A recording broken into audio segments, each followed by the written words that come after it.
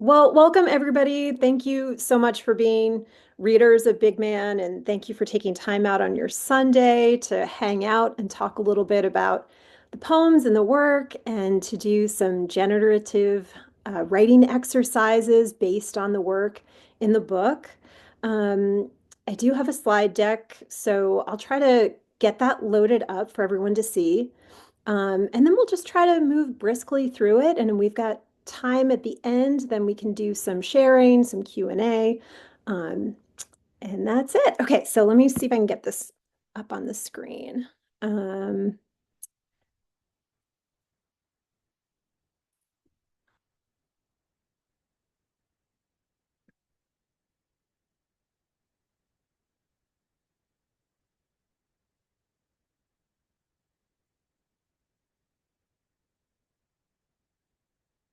well, I should first ask, can you see my screen?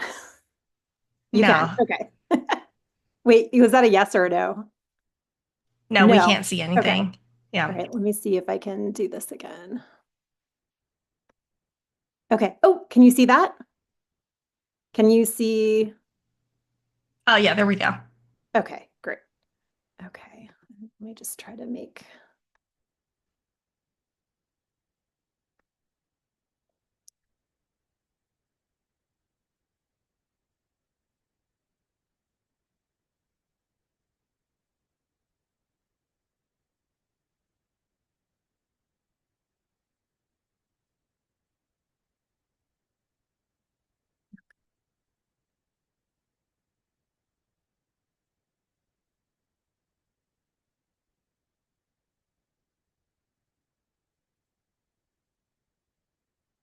All right. Yeah, so thanks so much for being here. I'm going to start out by just reading through a couple of the poems in the book, and then we'll do like a brief break to do a writing exercise. And so I'll start with the poem that the book opens with, The Wedding Album. And this is the photo that inspired the book. Well, it inspired the poem, but it also inspired the book because this was one of the first poems that I wrote for Big Man. The Wedding Album. We found our father's first wife in the closet upstairs. Behind the child-sized door, my sister and I cracked open, under the naked pull light in a maroon leather album. That 1970s pigment gave a warm glow to the photos. Dad in a dark tux, white carnation in the lapel. The lady next to him, brunette like Mom, but angular, wore glasses. At 6 and 4, we didn't understand. I took the album to Mom, fresh out of the shower, penciling her face in. The sight of it creased her eyes. Pat, she hollered. Dad arrived, took it back, ushered us to the table, said, "You know how your kitten died? Hit by a car in front of our house." He said his first wife died in a similar accident. My sister and I must have hugged him, the memory of our cat stinging, but I only remember tugging my sister's hand to play outside. When night fell, Dad sat alone by the hearth, stoking the flames. The wedding album man, a stranger. He saw me there and looked away, back to the blazing fire he created. I didn't know who I was anymore. Um, okay. And then this was another early poem that I wrote for the collection based on my memory of this photo. And it's called VFW Memorial Day Parade. They crowned me the Poppy Queen when I was 4. Mom pinned a tiara of red remembrances, fabric flowers with wire tails and black centers on top of blonde pigtails. I rode in the parade on my father's shoulders, wearing a white dress from Sears Roebuck, with bells sewn in the hem.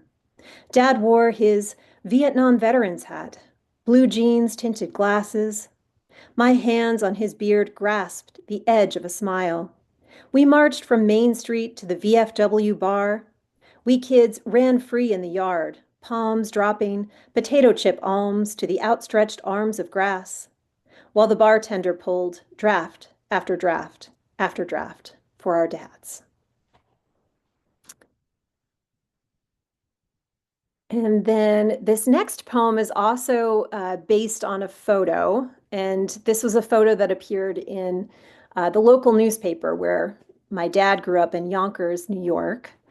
And you can see in the photo, I mean, there really is no way to tell what's on his easel and what he's drawing.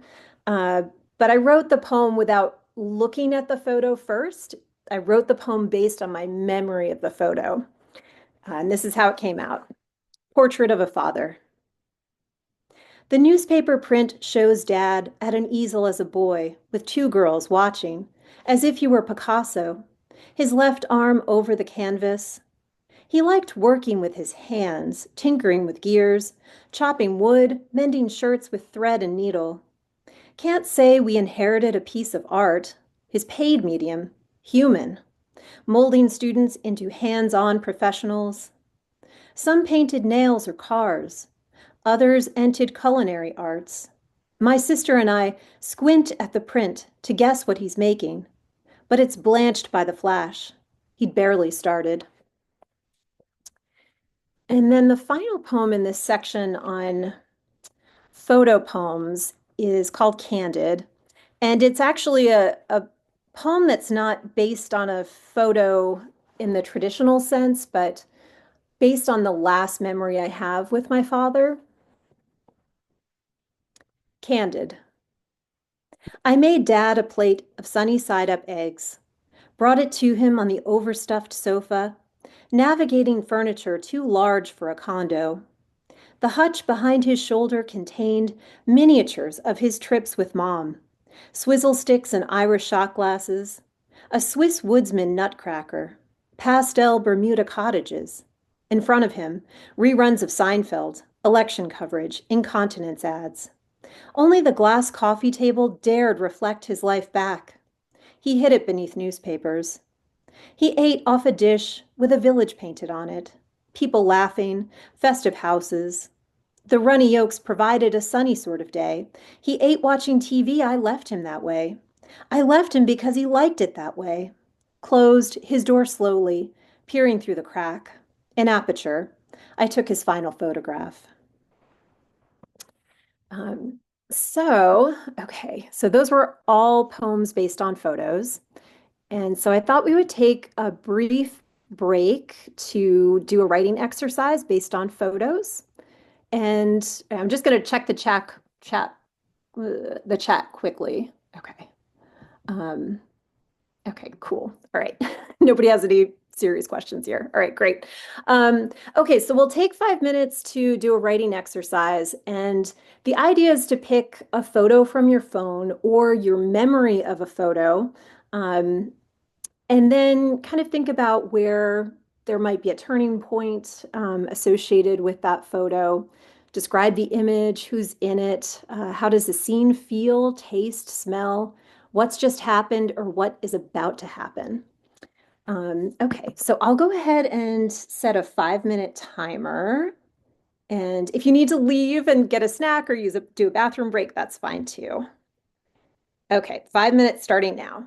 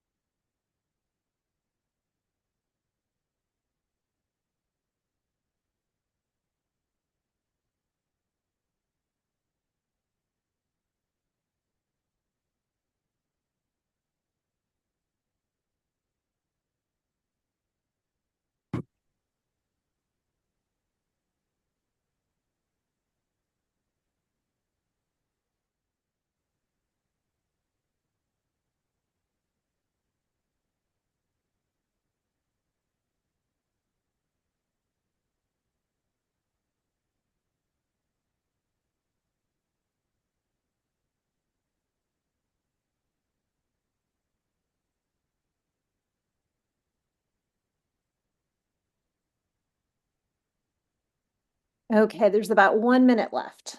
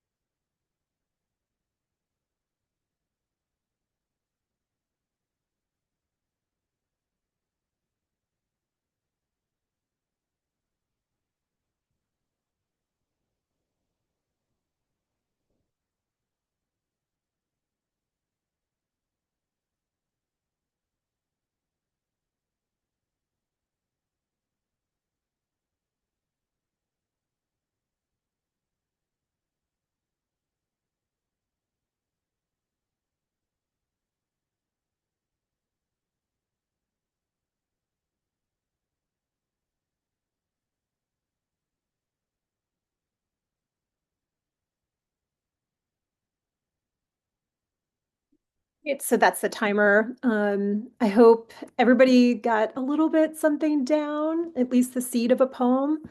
Um, okay, so we'll jump into the next section of the book, which is poems about food. Like eating is a big part of Big Man. My father loved to eat. And it was interesting to consider the different types of food he liked to eat and the different associations I had with each type of food. Um, so I'm going to start with PTSD. PTSD. In December, bins of mixed nuts returned to grocery stores in their hard armor, polished helmets and bulletproof gear to prevent a fall from ruining their interior. They were meant to drop like a ticket to Earth. My father, a peculiar squirrel, leaned over his brown lacquered bowl, split down the middle, like a walnut's membrane, separated the sides, one for shells, one for bodies. His finger joints strong as Brazil nuts, pressed down on the metal cracker until his subject snapped in two. Meticulous, neat. He knew how to free every speck of meat from its wooden cage. His teeth ground the teardrop almonds, brainiac walnuts, submarine-shaped pecans, or the humble peanuts whose shells could be rubbed off with a thumb while he watched the wonders of nature on the big TV, or the horrors of war. War documentaries meant a glass of beer or two, a Jameson, would mean I would find him there at midnight, cracked open, too soft for me to bear. I wrote PTSD and this next poem pretty close to each other. Although they have very different tones, they're both about my father eating in the middle of the night. I think that's something dads really like to do. Um, but this other poem I think is a little bit more cheerful. Table for One. On holiday weekends, or when we had visitors, Dad would come home with a coffee cake behind a plastic window, round ring of brown, white icing dripping down the sides like snow melted off our roof. Walnuts on top, raisins inside, the cake itself stale as a break room. Something to sit on the counter like plastic fruit as relatives and friends maneuvered to get at better things. Was it midnight when the reunion occurred? Dad at peace by the glow of the television, documentary about national parks, grizzly bears, the box balanced on his stomach, a picnic table dressed in terry cloth. He cut neat slices, ate each one like an orange, licked his fingers clean. We'd find the peel of his meal the next day, box undone, wings folded into trash. Upstairs, the cake pumped through his body like a forest of green recycling arrows. Um, and this final food, well, I mean, there are a lot of food poems in the book, but Last Bite is toward the end of the book. I don't know if anyone has had the experience of cleaning out a loved one's refrigerator after they've passed, but it's pretty intense. It's weird to think about the food that someone else bought intending to eat, and they are no longer there to eat it. And yeah, this is a poem about that experience. Last bite. After, I can only remember the ice cream sandwiches left in Dad's freezer. Generic, on sale brand, the way he liked them. Wrapped in a sterile white sheet of paper, folded with military precision. A twin bed, a box of them. Each day while cleaning out his condo, I unwrapped a new one. Chewed the soft chocolate lid and bottom, the white creamy middle, crumpled the sheet on his kitchen table like a teen might have left an unmade bed. Also on the table, photos from the war. Dad in his uniform, before a beard covered his face, before the glasses. Air Force jet in the background. They gave him a job, packaged the bodies as they returned from the front. When he'd talked about it, he cried like those men had just died. My mind numbed staring in his freezer. I consumed the last bit of his sweetness. Um, okay, and here is a writing exercise based on food. Um, so well, you can think about this refrigerator in the picture. I think that's really helpful because there are a lot of visual cues. Um, but then maybe pair that with the memory of a loved one. Could be a father figure, a mother, a sibling, a best friend. Um, think about them eating their favorite food. What does it smell and taste like? How does it sound? What are the textures involved? What's the occasion for eating it? And how does it make you feel, or how does it make that person feel, maybe? And we'll do another 5 minutes here. So I'm going to start the timer for 5 minutes starting now.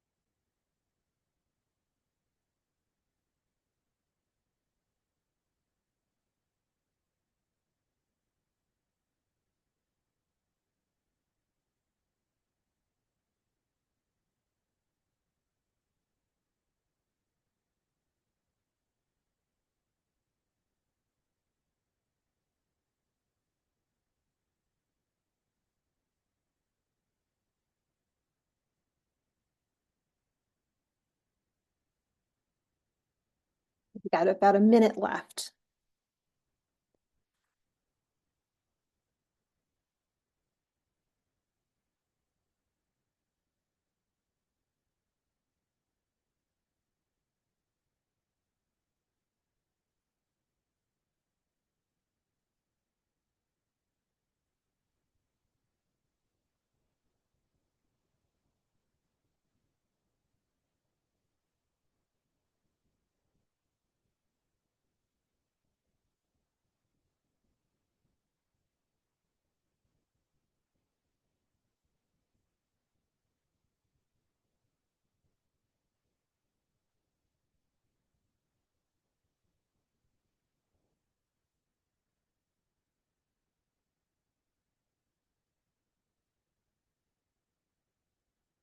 Okay, all right. That is 5 minutes. So hope everybody got a little bit of a start on a food poem. Um, we'll move into the third final section for today. And um, this is based on poems about my father's work. And this theme just kept on coming up throughout the book. It wasn't really intentional, but when you are the child of somebody who works in the community, I'm sure whether they have a lot of clients in the community or certainly if they're a teacher like my parents were, you're bumping into former students and colleagues all the time. And then there's also that experience of going to work with a parent. And this is a poem about that. It's called The Punching Room. Let's see if I can find it in here. Here we go. The Punching Room. Maybe I was 13, out with my dad for the day, and we had to stop by the vocational school where he worked as a special ed teacher. I followed him through the rooms in the uninterested way new teenagers do, but the padded room stopped me. Not much bigger than a closet. What's that? I asked. Sometimes, he said. The kids here need something to punch when a kid gets angry enough, and we want them to do it in a safe place. That seemed enough of an answer to me back then, but I'm 45 now. Did I make this place up? I picture the logistics of the system, my dad shouldering an angry boy into the enclosure, and how to know when he might be safe to depart. My dad, a bear of a guy, had a heart of honey, sweet and stuck. He knew how it felt to grow in a home that stifled life. His heart pounded his chest, bled out over decades, burst open in isolation, and let itself out. Um, okay, so that was an instance of seeing my father at work. And this is a poem about running into, actually, the next two poems are poems about running into my father's students in the wild. And this is a photo of my father, actually. And I think this was taken place during, I think he was in the Air Force in this photo. Um, but he did a lot of hitchhiking as a young person. Um, and I think he always had a lot of sympathy and empathy for kids in our, community who didn't have a car to get places because we lived in a really rural town growing up. So um, yeah, so I think he always wanted to give his students a safe ride when he saw them on the side of the road. Of course, as a teenager, this was always really embarrassing and weird. Okay, hitchhiker. My dad would pick up hitchhikers on the drive to the mall. He knew them all. Past students with hairsprayed mullets and ripped jeans, wearing faded t-shirts of their favorite bands. Metallica, AC/DC, Guns N' Roses, maybe. These guys, so polite to my dad, would sit in our car with respect, like a rubber band in the pocket, a colorful bit of gum stuck beneath the desk, a stray bullet that forgot to have a target. Maybe I was mean to think of them that way. My dad knew their names, knew something about them, asked questions or didn't. Most often we sat in silence. I think he thought he was picking himself up, my dad. So that was my dad's older students. And uh, he went from teaching teenagers to teaching first graders. Um, and that was a big transition for him, but he actually really liked teaching the small kids just as much as he liked teaching the big kids. And whoops, on the wrong page. Hold on a second. Okay. And Big Man is a poem about one of his small kids coming up to him. Big Man. The walk from the air-conditioned truck to the mall turned him into a popsicle, sweat dripping down his tanned forehead. He had a big build in the arms and shoulders. Strong like bull, he'd told his daughters. He didn't move easy, but well enough, in his gold gym t-shirt with the sleeves cut off, his ancient mesh shorts. He had nearly made it to the door, its chill relief, when a voice sizzled through the air.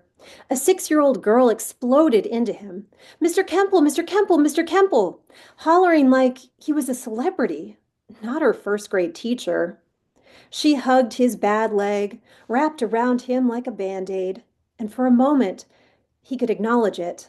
The pent-up pain, the strain, how hard it felt to move. Maybe the girl had no one at home to hug. They both took a break from being tough and melted there together. Um, so let's see. So this is the final writing exercise for the hour, and it's an exercise about writing about a parent, a relative, or a friend who might have taken you to work with them as a kid. What did you see, hear, smell there? Did your loved one seem different in that setting? And how did the community react to that person's job? Were they celebrated in the community? Were they detested or avoided? How did strangers come up to them from work? And what was that experience like for you as a young person? Try to describe a time when work collided with your experience of them. And we'll do another 5 minutes here, starting now.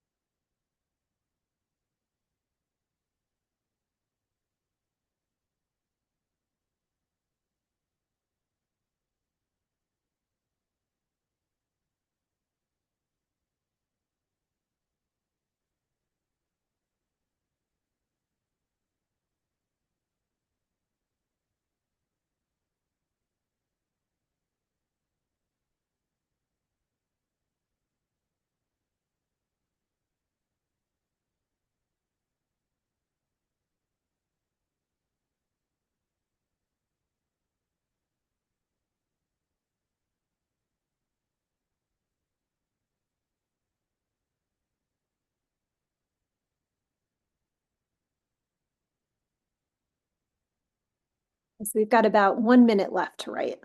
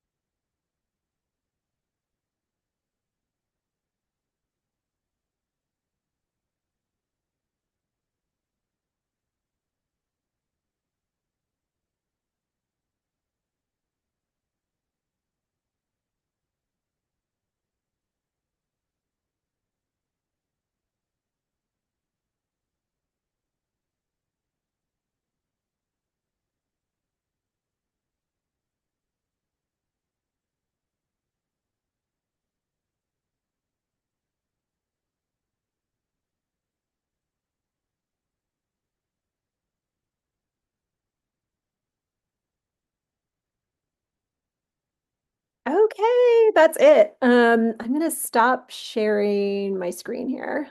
Great. And just bring it back to all of us here. Um, yeah, and just leave it open. I don't know if anyone has questions, comments, if anybody wants to share something that they wrote. Oh, Anne's here. Can I say a couple of words, Katie? Oh, yeah, go ahead, Joe. Sure. So I've known Katie for a bit, and one of the cool things is I watched some of these poems grow, evolve, mature, and to kind of see them out in the world is a real thrill. I have this amazing chapbook here, which it's already worn out because I mark it up, I read it, I carry it in my backpack, and so it's kind of like a friend of mine. The other thing I want to mention is that the magic of poetry is in Katie's father, but it's in how I see my father in these stories and how he lives in me and how I hope to live in my children. Um, then I want to also mention some of the things that you do so well. You know, you dance with the details like no others. Your skill with metaphor and seeing the extraordinary in the ordinary, and that's the beauty of poetry. So thank you. Oh my gosh. Thank you, Joe. That was so sweet. Yeah, I mean, I hope everybody takes time to write about their dads or their significant the significant people that raised them. My parents are both gone, so it's really been on my mind for the past 10 years. Once they're gone, you kind of realize the impact they had. And also the impact that you will have on younger people in your life. So cool. Um, Anything else? Yeah, Samira? Yeah, so thank you so much for this. First of all, I loved all the writing exercises, like just like you've activated the teacher and the student in me through all of it, and I really appreciated all that you've selected and given us. I'll be throwing you an email soon asking you to borrow some of these at some Oh, point. yeah, of course. But also, I wanted to say with my own writing, I focus so much on women. I just gravitate toward women's writing, women's fiction, etc. But with just recently through Big Man and through this conversation and through just my own experiences with my father in the last couple of years with his health, you just kind of brought like a sentence to mind to me, which is that like fathers for me or my father has always been a mystery. Like he's in front of me and still a mystery. And I just have always put things together about him. And it feels like you, with this collection of poetry, have kind of made a whole picture of something, of a person, of all of these different qualities. And I think that's just the power of writing, being able to collect all these mysteries that we have, that we find, that we observe, and just your power of observation really has brought those things together and maybe helped me shift my focus a little bit. But yeah, I don't know if I'm making that clear, but thank you for the inspiration. Yeah, Samira, my heart goes out to your dad. I hope he's doing okay. And dads are really mysterious. They're such mysterious people. I write a lot about my mom too, but those poems come out really differently. I kind of wish that they didn't, but yeah, yeah. I think especially in the US today, where there's a lot of toxic masculinity in the press, there's so many good guys out there doing good work all the time. So yeah, I'm glad that the work resonated for you in that way. Anyone else? Yeah, Carol? Yeah, I wanted to thank you for this. This is really great. I've been a fan of yours every time I hear you read in Escondido. And I've heard some of those poems. I can't wait to get my copy of Big Man, because it's going to be nice to have them all. But I've heard some of them before, and I just returned yesterday from a family visit with my 96-year-old mom and my Wow. sister, and this has been great. I mean, I really appreciate. I mean, you said thanks for spending a Sunday. I mean, thank you for having this on a Sunday. I can't think of anything nicer than to be with poets and hear poetry and try writing poetry. So thank you for hosting this and your publisher for this. Thank you. Oh, thanks so much, Carol. And gosh, that's amazing that your mom's in her 90s. So cool. Yeah, I like enjoy all of those moments together. And I'm glad that today worked out well for you too. Yeah. Yeah, Annie.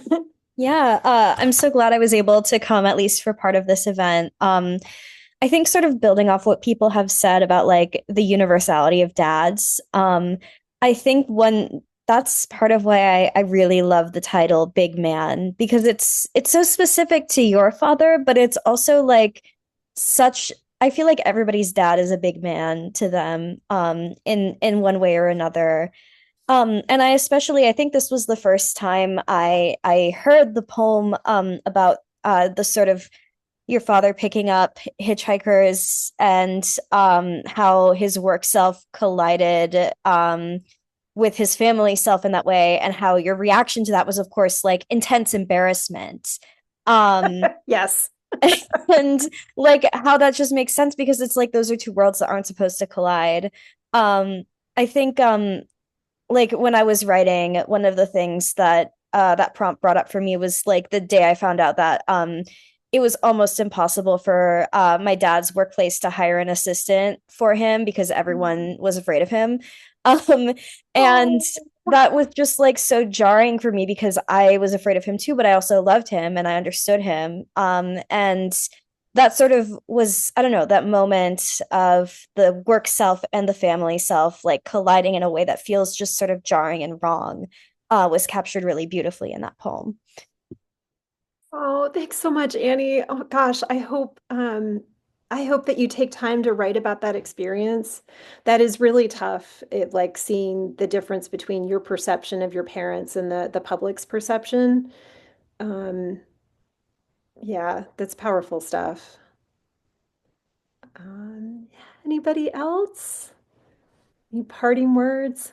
Yeah, Yeah, Patricia. yeah. I just want to thank you so much for this too, and just like to share. I was really moved by by all your poems, but especially like that portrait of a father. Your last words there of he barely started. You know, just of course, painting the portrait as a child from the photographs, but his life. When you lose a parent young, like kind of, yeah, and that line just really resonated, and I just thought that was just such a beautiful, poignant way of putting it. And I Thank really, you. yes, you're welcome. And then your writing exercises too. I felt like I got some good starts on things. Oh, I great. wanted to, yeah, thank you. And I wanted to ask you also about your themes. And did the themes kind of develop as you were writing the book, or did you kind of like have your poems written and then like kind of see where you had your themes, or how did that come about? Yeah, that's such a good question. It feels to me like that it came about pretty organically. Um, yeah, I don't, I mean, and my father's been gone 8 years now, so I'm not sure why in the past couple of years writing about him has surfaced. I think I was just ready. Um, Sometimes it takes a while after a loved one passes to feel like you're ready to write about them. Um, I loved that my father loved food. I also love food.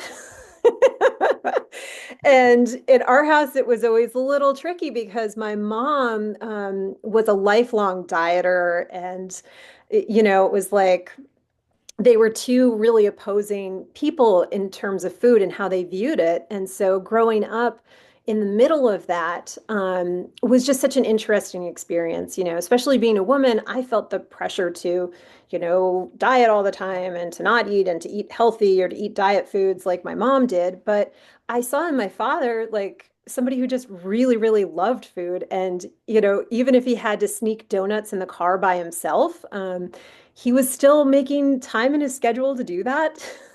And so yeah, it felt, some of the early poems about him were centered around food because I just saw him as like a fun food eating model in my life.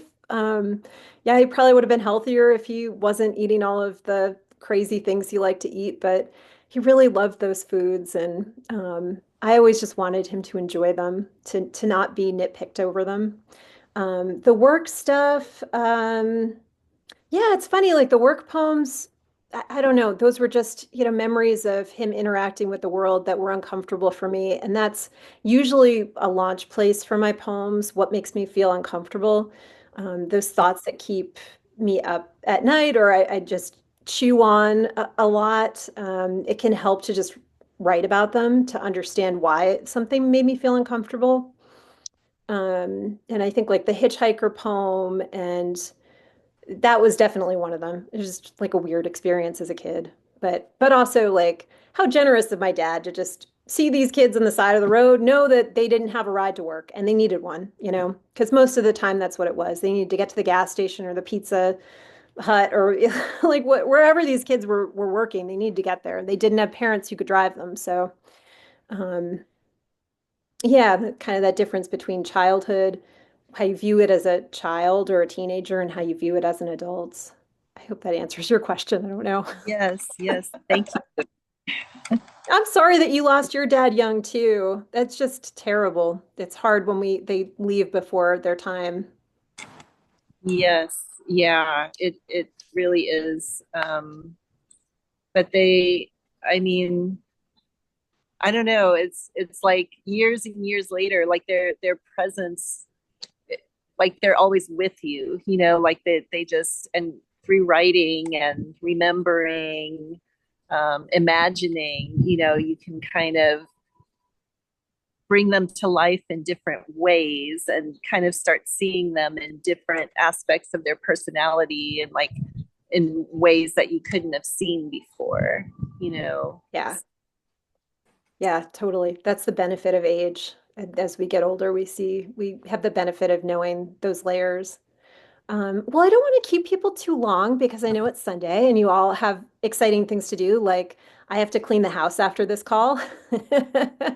Um, but I just wanted to say thank you again for spending time with me today. And thank you so much, Chestnut Review, for accepting this chapbook.